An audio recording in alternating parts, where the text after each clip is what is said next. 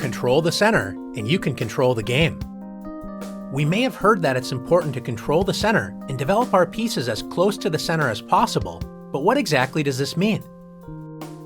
The center squares are e4, d4, d5, and e5. A popular, as well as strong opening move for white is to play e4. White moves a pawn directly in the center, controlling the d5 and f5 squares in black's territory, and it also opens up lines for white's light-squared bishop and queen to quickly enter the game. A good response for black is to play the same move, e5. By controlling the center, both sides prevent enemy pawns from entering their territory. If white tries to force two pawns in the center with d4, threatening black's pawn on e5, it's important for black to break up white's pawn center with e takes d4. When white's dreams of taking over the center with pawns have been shattered, so black should not have any serious problems in the opening. Is the center really that important to control? What happens if black wants to move pawns on the edge of the board, such as a6? Pawn moves are important when they can control key squares, especially in the center, and when they open up lines for pieces to enter the game. This move does not control an important central square, and it only allows the rook to move to a7, not exactly improving black's position. Since black does not want to control the important center, don't be shy. Let's take the center for ourselves with d4. White's pawn duo control key squares in black's camp, c5, d5, e5, and f5, making it difficult for black to activate pieces on these squares. If black continues to make meaningless pawn moves such as h6, black has no central control, and besides the pawns, only 4 pieces can move: the knights, which were already able to move at the start of the game, and each rook only has 1 square. Not a good start to the game for black.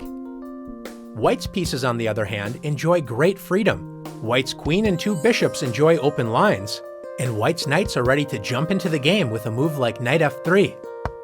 What happens if black wakes up from a deep sleep and decides to start developing pieces toward the center with knight to c6? Pieces need pawns in the center so they are not constantly attacked. Since black does not have a pawn on d5, white can simply march forward with d5, grabbing space and attacking black's knight, forcing it to waste time by moving again.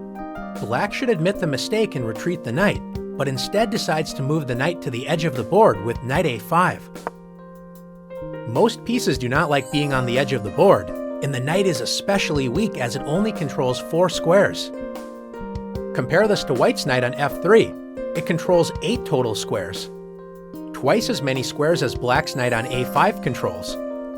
More importantly, black's knight doesn't have any safe squares, so white can attack this poorly placed piece with b4. If black does nothing, white will simply win a piece. So after knight c4, black's knight has already moved 3 times, and white can now develop a piece and win the knight with bishop takes c4. Black is in serious trouble, but should at least try to prevent white's central pawns from advancing with d6. Instead, black plays knight f6. Knights love to be close to the center of the board, but you have to prevent enemy pawns from attacking them. Since black has not controlled the center with pawns, how can white gain space and attack black's knight? That's right, once again by advancing a center pawn with e5. Black should once again retreat the knight, admitting another mistake, but decides to lunge forward with knight g4. Notice most of black's escape squares are controlled by pawns. Even black's pawn on h6 prevents a potential knight retreat. How can white win more material? If you found h3, nice work. If black takes the e5 pawn, white simply captures it with the knight on f3. If black plays knight takes f2, at least grabbing a pawn before losing the knight, white should not be afraid to move the king. Let's win material with king takes f2. By controlling the center with pawns and actively developing pieces toward the center, white took advantage of black's careless play and is simply up 2 pieces with an excellent position. Now it's time to practice taking over the center in the challenges.